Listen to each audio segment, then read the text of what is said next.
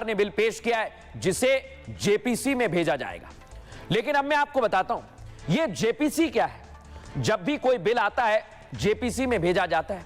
आखिर यह जेपीसी क्या है, यह कैसे काम करता है, दिखाते हैं आपको। जेपीसी ज्वाइंट पार्लियामेंट्री कमेटी का शॉर्ट फॉर्म, जिसे संयुक्त संसदीय समिति भी कहते हैं, जिसे विशेष मुद्दे पर विचार के लिए बनाया जाता है। संसद में अगर कोई बिल पेश किया जाता है और उसकी गहन जांच करनी होती है तो जेपीसी का गठन होता है।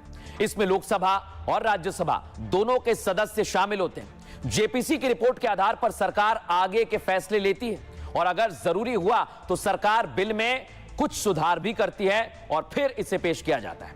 अब मैं आपको सुनवाता हूं कि क्या कुछ कहा जा रहा है। राजनीतिक प्रतिक्रियाएं भी सामने आई है।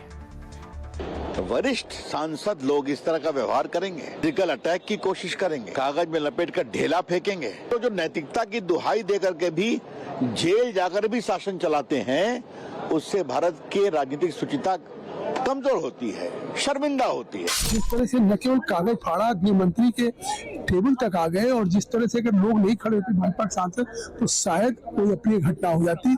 इससे बड़ी लोकतंत्र पे कोई कुठाराघात नहीं होगा। आज का दिन काला दिन है। सरकार के एडवाइजर्स कौन है?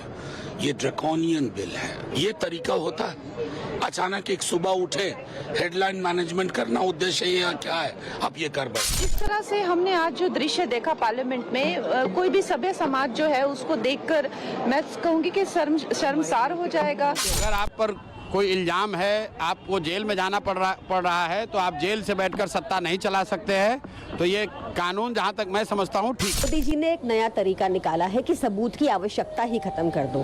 अगर किसी भी चुने हुए मुख्यमंत्री को 30 दिन तक जेल में रख लिया जाए तो 31वें दिन एक चुने हुए मुख्यमंत्री को अपने आप हटा दिया।